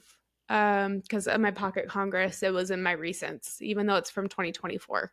So I think we're going to actually see breakthrough on there. Not breakthrough, but I think that's going to be back on the table to continue negotiations and voting and stuff soon. There was also a lot of research that was out there that, had to do with like Klinefelter syndrome and some of these others. And I know all the funding for that's got to have been gutted. No, yeah, because I mean, intersex and just issues with chromosome changing the gender of something, even though it's biological, which people don't seem to understand. I've had that argument so many times. Like, what about Klinefelters? What about Turners? What about this? What about that? What about intersex? Right. And they're like, what? You don't know anything about biology. And I'm like, excuse me? Yeah. No, these are very real disorders. It's like you only have XX and XY. I'm like, you absolutely don't. And then you have missing chunks on, like, you can have XX and XY and have entire segments just blank and black. Like, that's the part for me about the biology that's scary, because we did talk about that in regular high school biology. We covered that. So where was everybody when we talked about that? About it just one ear and out the other. Like we learned about that. Yeah, we didn't learn the term intersex, but we learned about Klinefelters, and we learned about other chromosomal conditions. And I mean, intersex is totally different. We call it, everybody called it hermaphroditic instead of yes, intersex. but they use that terminology instead. That wasn't in my biological textbooks. It like, was they didn't mention that. us. They only talked about the chromosomal disorders. Like, they didn't talk about because that was more like with the stuff that I read through like grad school and the work that I did. I read the intersex book. I think it's called Intersexed. or Middlesex maybe. Anyway, it what I understood more was about how the like social construct of how this person was born intersexed, and then they had to navigate life as they became a person who had, biological urges, and did if this didn't fit with their presenting biology, Yeah. like how they dealt with that. Like that was more kind of like the nuances of that, the way But that we talked about it. But I know yeah. intersex in and of itself is just Well, it's having just the fact that way we're more, regulating so many things as black and white when none of it's black and right. white. Exactly. It's very gray. Yeah, science is not. And in answer to the part of your question as to programs that I work to save, when I was hired at the National Institute for Neurological Disorders and Stroke, they were in the process of losing their clinical trial program because they weren't seeing success, and all this money was going out and they were not having success. So I started going through those grants. I was brought over to try to save their clinical trials. And when I started looking at the grants, I started realizing that they're putting all this money out there, but they're not giving any type of milestones for these researchers. And most of these researchers were old school, so even though they may have given them $1 million and restricted 500,000 of it, they would spend it anyway. And then they would call and say, oops, we didn't realize that this was restricted, but we've already spent it. Oops. And so then the scientist in our office would come to me and say, well, they didn't know, they've already spent it. We just need to release this restriction. And my answer to them was, the university is responsible for that because they are responsible for reading the terms of award. When they draw down $1, they are agreeing to every term and condition on that notice of award. Yeah. And they know And that. yes, and so I met with the director of that institute because they were interested in how do we save this program. There's a lot of money going into it, but we're not getting any progress from anything that we're funding. And because I had worked in allergy and infectious diseases and dealt with a lot of clinical trials, I said to them, well, when I worked over in allergy, we put milestones on the grant. If you tie their money to milestones, money speaks, even in science. Especially in science, So because they need that to continue on with stuff. exactly. So if you restrict the money and set certain goals for each part of it, then they have to meet these goals. They have to send in an official request that they've met these goals before we release that next segment of money. Director thought that was a great idea. The program staff, not so much. They fought me tooth and nail on it, but we did it anyway. Why? And Because they then didn't want to do the work. they just didn't They like the wanted the idea. money to be free. They wanted to Right. spend it however they wanted to spend it. Well, Okay. and then the scientists, on the other hand, they're like, well, we've got these scientists and they're going to spend it and say they didn't know. I said, okay. Then we work with the payment management system. I send an email to them and tell them to make this as a hard restriction. So their notice of award may say they're being funded that year for $1 million, but the only thing showing in the system is $500,000. So until they meet the terms of those milestones and send an official request, then I could lift a restriction to free the money, but then it took an extra step on my part because then I would have to send it to payment management for them to release the hard restriction. But there was ways to do this. And the very scientist who fought me on this, when I left there, we had a huge stroke network that was being funded for 7 years that, I made the recommendation because they couldn't get the research done in 5 years, which was our standard amount of time, was to get a deviation to policy to make it a longer amount of time so that we could have, a period of time for a pilot study to find out if the science was, if it made sense, if it was going to work before we got to the next section. And I had them start reworking their budgets to where they were asking for less in the first year and less in the last year and the bulk of the money in the middle. Because if you think about it, the first year you're not recruiting patients, you're hiring staff, you're buying lab supplies, you're getting everything set up. You're not starting to advertise for patients until the end of the first year. So there's no point in getting a lot of money up front because you can't spend it all. So there were just little things like that that I did that we put into place that really saved the clinical trials program. And, I spent 10 years in that institute. And when I left, I had some of the scientists who fought me the hardest within the institute to not do the milestones come up to me and say, I know we got off on a rocky start, but I learned a lot from you. That's awesome. Oh, That was my reward. That and the migraines in the night after fighting with them Migraines and sometimes. neurology. But I'm actually still in touch with the person who ran the stroke network that I was working on when I that's left. amazing. She got the hell out too. I don't blame her. A She lot of left people. she's left within the past year.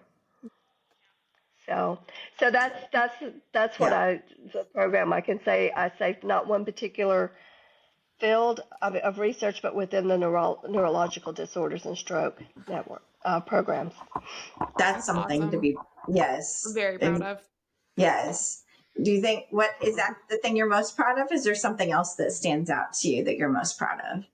I'm just proud of the fact that, I was the thing that I'm the most proud of Is isn't me. a particular, oh yeah, besides me. It's not a particular scientific study per se. What I'm most proud of is from the exception of leaving the Cancer Institute and going to the Heart Institute, I never had to look for another job because I had people from those ICs contact me and want me to come to work for them. So any application I put in was just a formality for for record keeping. That's the thing I'm the most proud of because I feel like I made a good enough contribution everywhere I went to where You were people recruited. remembered my name. Yeah. And Your reputation you preceded itself.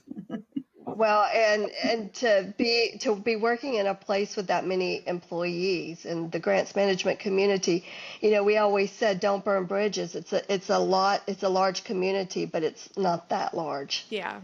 So, But and you maintained your integrity because you told them no when you had to, and people still respected you for it. So oh yeah, and I told them I said, we can look for other alternatives, but we can't do mhm, it this way. mhm. And there were times when I was just like, are you serious? Are you just kidding me? You're And joking, right? yeah, and I had one scientist at neurology who really, really liked to talk. And so when he came in my office, I would just tell him, okay, I'm getting ready to go to a meeting. You have 5 minutes. Can you say it in 5 minutes? If not, come back later. So, Do That's hilarious. what would you say would ground you in your hardest moments, and what made you keep going even when you felt like everything was under attack? I would take a step away. I would, some days I would take I didn't do it often, but I would take a mental health day, and just stay home and lie in bed and pet the dogs and, regroup and start again. There were times when, in the heat of the moment, so that I didn't say something that I would regret, I would go out for a walk. I would just get out of the office and go for a walk. Uh, even because when it's 105 degrees outside and you're hotter inside because your temper is enraged, Make the outside match the it's inside for a second. cooler. It's actually cooler Yeah. outside. So I think that would be the only thing I could say is, I just would step away. I mean, because there's times if you're working on multi-million dollar spreadsheets and you can't find a discrepancy, a fresh set of eyes can do a world of good. So if you step away, go to lunch, go for a walk, whatever, come back and look at it, and it's like, oh, there it is. It was there all along, Yeah. Mhm. That clear head Yeah, moment. exactly. Yeah, yeah, just decompress. Yep. All right, Jen. And taking Reiki, Yeah, just studying some Reiki. stuff. I mean, you Yeah, got really into nutrition for a while too, because I know nutrition that's and something that you Reiki, wanted to and do. I played a lot of meditation music in my office. I had a lot of plants, tried to make it a calm, because some people would just tell me, I'm just in here to sit in here because I'm having a bad day and your office is calming. It's a Zen space. Yeah, I Exactly. ran out. I burned my last incense stick today, and I was like, it's. I did my like woman owned, black owned. I was like, but I can't smell these. And then I remembered that I had someplace to go to that was like 2 minutes away from the house. And I was like, oh yeah, I can go get incense there. And I walked in, and the moment I walked in, it was just so calm. Nice. Love it. I burned sage today. Clean the Nice. energy here. Cleanse. I cleansed it. So, what advice do you have for young women who might be considering a role into public service? Is there Yeah. anything they should understand about being in those spaces? Yes, they should understand that they need to have money in the bank because Congress can never get a budget passed. So on time, their number one job. Yeah. The fiscal year ends September 30th.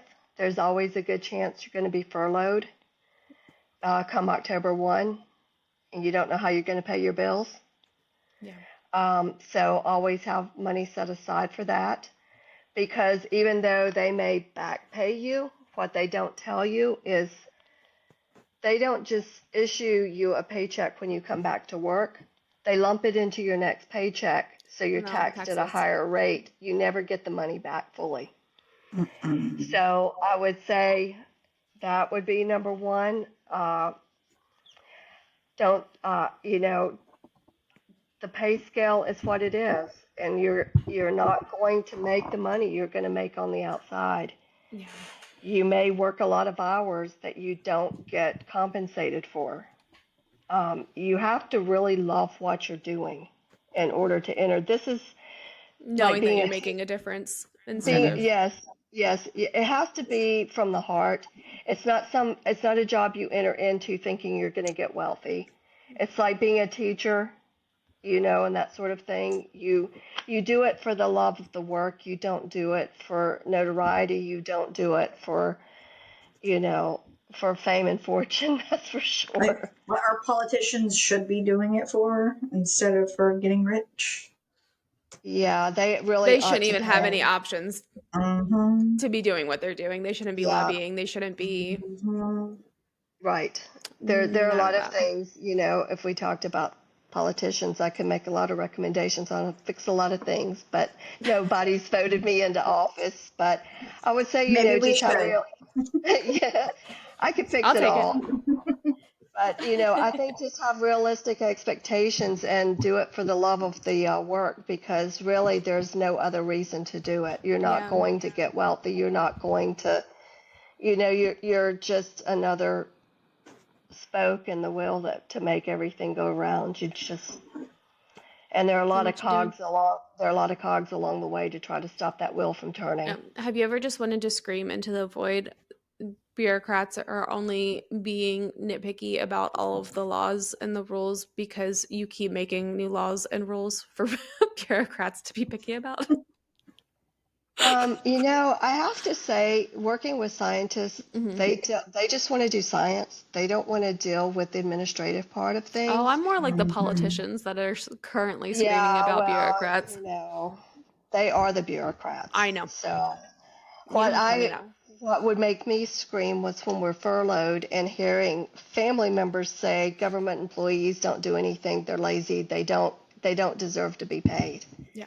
It's like I know firsthand how much stress you were under constantly, how much work you did. I saw your boxes that you would bring home. I saw all of the stuff that you did when I was a kid. And like me hearing now just how useless government, like especially now, but just how useless government employees are. And I'm like, you have no freaking clue what they're doing. None. And it's No. so important. Yeah, you're very underappreciated as a federal employee and probably as a state or, you know, Hmm. county as well. Mm-hmm. Yeah. And I mean, there are a lot of levels to that, but just There are. the disrespect. And Yeah, the disrespect for civil servants is rampant. I'm I didn't. fortunate that I live in an area Mhm. where there are so many of us, we are treated differently, but then when you see the reaction from people in other outside of parts of that. the country, yeah, outside of Well, the even people DMV. that have seen you work your tail off, like family members and stuff, just turn around and say that. I have a hard time when people want to disrespect the NIH in general because I'm like, you don't know what it was like in those offices, and I didn't work in them, but I was in there with them.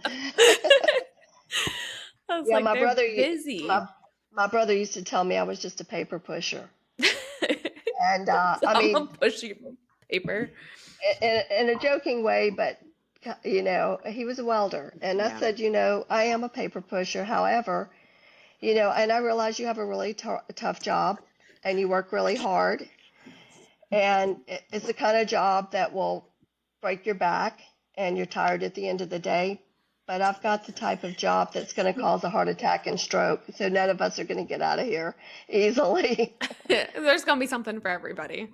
That is correct. All right, so last question. If the 20-year-old you walked into NIH and met the version of you, well, I guess didn't walk into the NIH, but okay, hold on. Let me regroup here. So, if the 20-year-old you walked into NIH and met the version of you that was about to retire, would you recognize yourself? No, no, not at all. Yeah. Because the 20-year-old, the 18-year-old that started at NIH was easily intimidated and very shy. Yeah. And I even mean, I though feel I'm like even still, 20-year-old you probably, with a couple more years was yeah, oh more yeah, confident, 100%. but not anywhere near. No, not at 20. But Yeah. yeah, it took a while. It took a while, and it was a job with a huge policy uh, requirements. And when I finally realized I was the person answering people's questions instead of asking them, that is where the shift came in. Yeah. It's a cool And feeling, but it's also a very overwhelming Mm-hmm. feeling. it is, it is. But I also want to say to you all, uh, thank you for your interest in the NIH. And I really was touched that you all touched in your World War II segment that you talked about Betty. I really appreciate that. Yeah. She was a badass lady. She really I was. recognize it. So Badass knows many badass. ways. Mhm. So many. You really should get the book and read it at some Yeah, point. I want to. I have to find it. It's really hard to find online. I was trying to find it on Amazon and I kept finding like different like versions of it, but they're personal sellers. So I They are personal sellers, and mine actually is next door right now. But mine was autographed, so you're not going to find one of those. yeah, Mary and Sue, by the way, her neighbors are also absolutely insane in the best ways possible. I love hearing what they're getting into. Um But yeah, thanks for coming on. I know you've been But our biggest Yes, supporter so far, I but also know. the work that you've done and you've guided me through my adulthood and you've made me make sense or you helped me make sense of everything that I've tried to get through. I And I'm appreciate just so that. excited to have you with me. Well, I'm excited you guys are doing this, and I'm excited to meet Jen. And Yeah. Yes. I have this book now. Yeah, I I haven't can hand started it it yet. to you. I've been Yes. Yeah. reading Black AF history and it is so good. I want to burn down everything, I was about to say, metaphorically. how much have you cried? I haven't cried yet because the author Okay. is so funny. Okay. Um, but it is one of those. It is very eye opening. How Yeah. much you weren't told Yeah. growing up, especially that vaccines weren't discovered by a farmer on a farm like they tell you in biology. There was somebody that came from one of the kingdoms in Africa that had been fighting smallpox, taught them how to inoculate. And Oh. it was Cotton Mathers, who was one of the Salem trial men. Mm-hmm. That was not great. But it was one of his enslaved men that taught him how to inoculate for smallpox. Wow. I didn't know that. Little sidebar here. Your grandfather Mm-hmm. survived smallpox. Way to go, grandfather. I never met the man, but I wish I did because he sounds like he was a lot of fun. He continued your legacy. Oh, He was amazing. he was the stories. I was only 7 when he passed, but I wish I would have had more time with him. Yeah. He was he walked the walk. He didn't just talk the talk, but he also had a phenomenal sense of humor. Yeah. And, just the first time my mom met him, she was a 15-year-old, very nervous, trying to act like she was semi-intelligent Was she by already reading the pregnant paper. at that point? No. Okay. Trying to pretend like she was sophisticated, reading the newspaper. Mhm. And he walked by. He hardly said a word, and he just looked at her and said, "Did you see in there where the cow jumped over the moon?" He kept walking. In the meantime, Mom was like, "Where?" Oh my God. That's so funny. And she said she realized because she was so nervous because Yeah. here he's a preacher and whatever. She tried to be prim and proper, and he came out and he just kind of grinned and kept on walking. And she said she loved that man from that moment Yeah. He was forward. definitely preach Jesus and live his life versus all of the other Christian nationalist crap today. It was not this do as I say, not as I do. Yeah, it was very much lived what For Jesus thee, preached. but not for me. Yeah. All right. Okay, ladies. Well, thank you guys. Yeah. Yeah. We love you. We'll I get our love outro you. filmed in a second. I'll let you pop off. I love you. Thank you so much. Okay, bye, babe. Bye. Good night. Bye. Good Bye. Thank you, night. guys. Yes. It's So, fine. to every woman who has ever stapled packets, lugged their files in and out of the office, or made sure that the budget got done on time, unlike most congressional appointees, we see you. And this fight's not over. Trump's gutted NIH budgets, laying off researchers, defunding women, defunding truth. But tell us your story, call your reps, fund public science, and remind the world that the greatest breakthroughs don't come from billionaires. They come from places like the NIH and from women like Chelsey's aunt. Follow us on Instagram or Facebook at Moms Against the Machine or TikTok at Moms and Machines. Thanks for listening to Moms Against the Machine. We'll see you next week, unless we're defunded first. Just kidding. We did this for free. Nothing to defund. You're stuck with us.